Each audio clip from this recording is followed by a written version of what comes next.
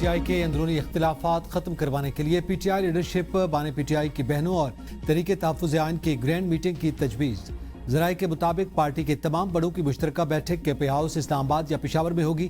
تمام مسائل کو ڈسکس کیا جائے گا۔ آپس کی لڑائیوں کو ختم کرنے، مستقبل کا لائحہ عمل اور بیانیہ بنانے کا فیصلہ کیا جائے گا۔ بانی کی بہنوں کو حکومت سے مذاکرات، بانی سے جیل میں ملاقات اور عدالتی کارروائی پر بریفنگ دی جائے گی۔ بہنوں کے تحفظات اور احتجاجی سیاست پر بھی بات کی جائے گی۔ اجلاس میں پارٹی قیادت پر بھی تنقید کو زیر بحث لایا جائے گا۔ میٹنگ سے پہلے سلمان اکرم راجہ اور وزیر اعلیٰ سہیل آفریدی بھی بانی کی بہنوں سے ملاقات کریں گے۔ اس سے پہلے محمود خان چکزئی بھی بہنوں سے ملاقات کر چکے ہیں۔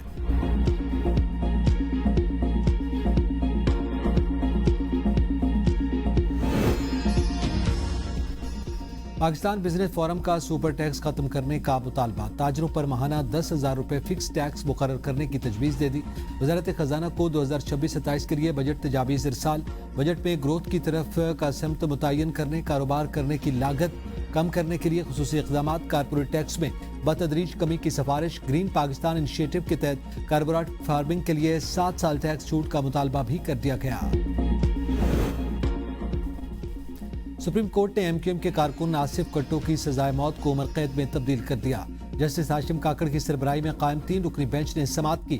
وکیل استغاثہ نے کہا کہ مجرم پر اپنے ساتھیوں کے ہمراہ 4 پولیس اہلکاروں کو قتل کرنے کا جرم ثابت ہوا۔ لیبارٹری رپورٹ پازیٹیو ہے۔ وکیل مجرم نے بتایا کہ مجرم کا حلیہ اور نام ایف آئی آر سے مطابقت نہیں رکھتا۔ مجرم کو جیل سے اٹھا کر گرفتاری ڈالی گئی۔ مجرم ایم کیو ایم کا کارکن تھا۔ جسٹس ہاشم کاکڑ نے کہا کہ موجودہ شواہد کی بنیاد پر مجرم کو پھانسی کو برقرار نہیں رکھا جا سکتا۔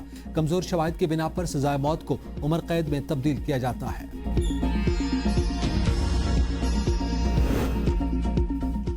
راولپنڈی میں بھارتی شہری گرفتار۔ بھارتی شہری کو چور چوک سے گرفتار کیا گیا۔ پولیس کی مدعیت میں بھارتی شہری کے خلاف مقدمہ درج کر لیا گیا۔ مقدمے کے مطابق مشکوک شخص دھمیال کی طرف جا رہا تھا۔ پولیس کو دیکھ کر واپس مڑا۔ پولیس اہلکاروں نے مشکوک شخص سے شناختی دستاویزات طلب کی تو وہ کوئی دستاویز مہیا نہ کر سکا۔ ملزم نے غیر قانونی طریقے سے پاکستان میں داخل ہو کر سکونت اختیار کر کے جرم کا ارتکاب کیا۔ مشکوک شخص سے 2 بال پین اور پاکستانی کرنسی برآمد ہوئی۔ مشکوک شخص نے پولیس کو بتایا کہ وہ انڈیا کا رہائشی ہے اور اس کا نام دلیر مشتاق ولد مشتاق احمد صوفی ہے۔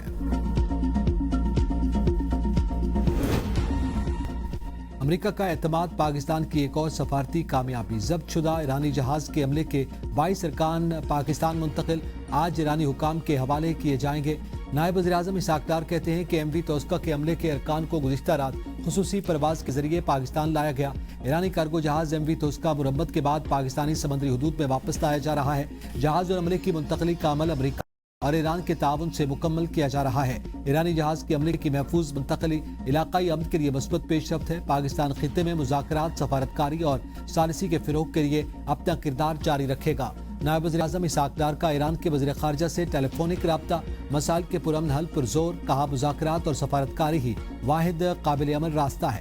عباس عراقچی نے پاکستان کے تعمیری کردار کو سراہا۔ آبدہ ہرمز میں وارننگ نظر انداز کرنے پر ایران نے امریکی بحری جہاز پر میزائل داغ دیے۔ ایرانی میڈیا کے مطابق 2 میزائل امریکی بحری جہاز پر لگے۔ میزائل لگنے پر امریکی جہاز آبدہ ہرمز سے واپس مڑ گیا۔ دوسری جانب سینٹ کام نے آبدہ ہرمز میں جہاز رانی کی بحالی کے لیے آپریشن فریڈم کی تیاری تیز کر دی۔ 100 سے زائد طیارے، 15,000 اہلکار تعینات، گائیڈڈ میزائل سے لیس ڈسٹرائرز بھی شامل ہوں گے۔ سینٹرل کمانڈ کے مطابق بحری ناکہ بندی کے تسلسل کے ساتھ پروجیکٹ فریڈم میں مدد کی جائے گی۔ ٹرمپ کا آبدہ ہرمز میں پھنسے جہاز آج سے نکالنے کا اعلان۔ رکاوٹ ڈالنے کی کوشش پر سخت رد عمل، دھمکی کے کہا کہ پروجیکٹ فریڈم آج سے شروع ہوگا۔ جو ممالک اس تنازع میں ملوث نہیں انہوں نے ہم سے مدد مانگی ہے۔ ہم غیر جانبدار ممالک کے جہازوں کو ہرمز سے محفوظ راستہ فراہم کریں گے۔ میرے نمائندے ایران کے ساتھ مثبت بات چیت کر رہے ہیں۔ یہ عمل سب کے لیے انتہائی مثبت ثابت ہو سکتا ہے۔ ٹرمپ نے ٹروتھ سوشل پر کارڈ اٹھائے، تصویر بھی شیئر کی، لکھا میرے پاس تمام کارڈز نہیں۔ ہرمز میں امریکی مداخلت کو جنگ بندی کی خلاف ورزی تصور کیا جائے گا۔ ایران کے صدر ٹرمپ کو وارننگ۔ سربراہ نیشنل سیکورٹی کونسل ابراہیم عزیزی کہتے ہیں کہ آبدہ ہرمز اور خلیج فارس کو ٹرمپ کے بیانات سے نہیں چلایا جا سکتا، یہ ٹرمپ کی خیالی پوسٹوں سے نہیں چلیں گے۔ سپریم لیڈر کے مشیر محسن رضائی نے کہا کہ امریکہ اپنی افواج اور طیارہ بردار جہازوں کے قبرستان کے لیے تیار رہے۔ امریکہ طیارہ بردار جہازوں سے لیس دنیا کا واحد بحری قزاق ہے۔ قزاقوں کا مقابلہ کرنے کی ہماری صلاحیت جنگی جہازوں کو ڈبونے کی صلاحیت سے کم نہیں۔ ترجمان ایرانی فوج نے وارننگ دی کہ امریکی بحریہ آبنائے ہرمز کے قریب نہ آئے۔ جہاز ایرانی فوج کی اجازت سے ہوگی۔ ایرانی حدود میں کسی بھی خطرے کا سخت جواب دیا جائے گا۔ جارحانہ کارروائیاں موجودہ صورتحال کو مزید پیچیدہ کریں گی۔ ایسے اقدامات خلیج میں جہازوں کی سلامتی کو خطرے میں ڈالیں گے۔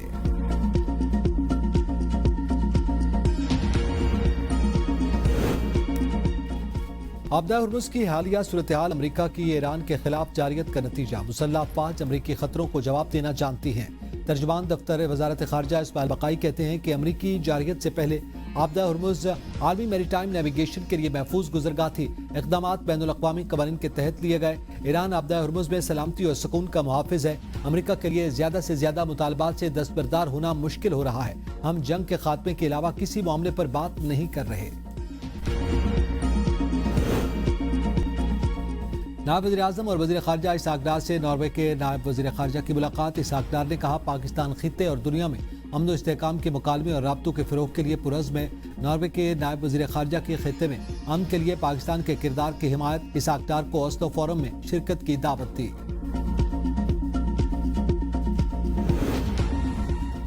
مارکہ حق پاکستان کی تاریخ کا سنہری باب ہے۔ پاکستانی قوم نے مثالی اتحاد، جذبے اور عزم کا مظاہرہ کیا۔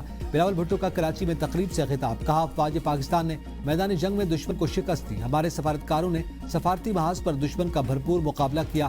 ہم نے دنیا کو بتایا کہ پاکستانی قوم جھکنے والی نہیں، ہم سب یکجہتی کی جیت ہے۔ دنیا کو بتا دیا کہ پاکستان ایک مضبوط ملک ہے۔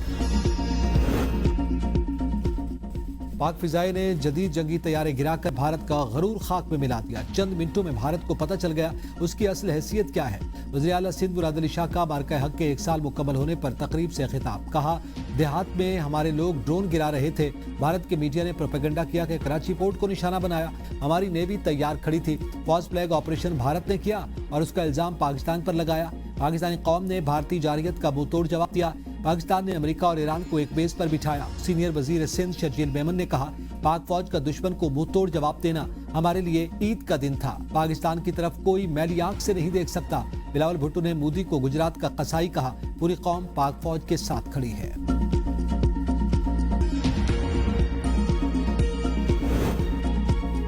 پنجاب میں 27 نئے سہولت بازاروں کی تکمیل کے لیے جولائی کا ہدف مقرر۔ مختلف اضلاع میں 13 سہولت آن دی گو بازار بھی قائم ہوں گے۔ سالانہ 9 کروڑ سے زائد شہری مستفید ہو سکیں گے۔ اوپن مارکیٹ سے 40% اور ڈی سی ریٹ سے 18% کم نرخ پر سبزیاں اور پھل وغیرہ دستیاب ہوں گے۔ 8.5 لاکھ سے زائد گھرانوں کو 5 ارب 30 کروڑ روپے کی بچت ہوگی۔ وزیر اعلیٰ پنجاب مریم نواز کا کہنا ہے کہ صوبے کے عوام کو سستی اور معیاری اشیاء کی فراہمی کا ہے۔ ایک ہفتے میں 20 کلو آٹے کا تھیلا 200 روپے تک مہنگا۔ کراچی میں سب سے زیادہ قیمت 2500 تک پہنچ گئی۔ سرگودا میں آٹے کا 20 کلو تھیلے کی قیمت میں 190 روپے تک کا اضافہ۔ اسلام آباد میں 67 اور راولپنڈی میں آٹے کا 20 کلو کا تھیلا 40 روپے تک مہنگا۔ اسلام آباد ہائی کورٹ سے ٹرانسفر کے بعد جسٹس محسن اختر کیانی کا لاہور ہائی کورٹ میں عدالتی کام کا آغاز۔ باپ کی بیٹی سے ملاقات کا شیڈول جاری کرنے کے خلاف درخواست پر سماعت۔ جسٹس محسن اختر کیانی نے بچی کو روسٹم پر بلا کر کہا کہ کم از کم ایک بار والد سے مل لیں۔ 15 سال کی زینب نے کہا کہ 10 سال پہلے والد نے ماں کو طلاق دی، ماں نے مجھے پالا، والد سے کبھی نہیں ملوں گی۔ وکیل کی ٹرائل کورٹ ملاقات کا شیڈول معطل کرنے کی استدعا۔ جسٹس محسن اختر کیانی نے کہا کہ دوسرے فریق کو سنے بغیر شیڈول کیسے معطل ہو سکتا ہے۔ بچی کو ملاقات کے لیے کوئی فورس نہیں کرے گا۔ مزید سماعت 16 مئی تک ملتوی۔ بانی پی ٹی آئی اور بشرا بی بی کے خلاف 190 ملین پاؤنڈ کیس اپیلیں 7 مئی کو سماعت کے لیے مقرر۔ اسلام آباد ہائی کورٹ نے سزا معطلی سے متعلق درخواستیں غیر مؤثر ہونے پر خارج کر دی۔ سمارٹ لاک ڈاؤن کے خلاف مری میں تاجروں کی شٹر ڈاؤن ہڑتال۔ پنجاب کے واحد سیاحتی ہل اسٹیشن ملکہ کوثر مری کو لاک ڈاؤن سے مستثنا قرار دینے کا مطالبہ۔ مرکزی انجمن تاجران مری اور ہوٹل ایسوسی ایشن کے فیصلے پر ہڑتال جاری۔ راولپنڈی اسلام آباد کے مختلف علاقوں میں بارش۔ وفاقی دارالحکومت کے مختلف سیکٹرز میں ژالہ باری۔ نتھیا گلی، ایوبیہ اور گردنوا میں موسلادھار بارش اور شدید ژالہ باری۔ مناظر دل فریب۔ دوپہر میں رات کا سما۔ وادی میں سردی کی شدت میں اضافہ۔ آزاد کشمیر کی وادی سمانی میں تیز بارش اور ژالہ باری۔ مظفر آباد میں بھی بارش ہوئی۔ بالائی خیبر پختونخوا، گلگت بلتستان میں چند مقامات پر تیز ہواؤں اور گرج چمک کے ساتھ بارش کی پیش گوئی۔ सिंध में सूरज दहकने लगा। कराची में दर्ज हरारत 44 डिग्री हो गया। हैदराबाद में 47 और सक्खर में 45 डिग्री की गर्मी महसूस की जाने लगी। सूबे के मुख्तलिफ शहरों में हीट वेव कैंप्स कायम। माहिरीन सेहत का शहरियों को गैर जरूरी तौर पर घरों से बाहर न निकलने का मशवरा। और अमरीकी और इसराइली जारियत पर यूरोप जाग उठा। ब्रसेल्स में यूरोपीय पार्लियामेंट के बाहर एहतजाज। फलस्तीन के हक में नारे। फलस्तीन और लेबनान के परचम उठाकर मार्च किया। यूरोपीय ममालिक से अमरीका और इसराइल से ताल्लुकात पर नजर सानी का मुतालबा।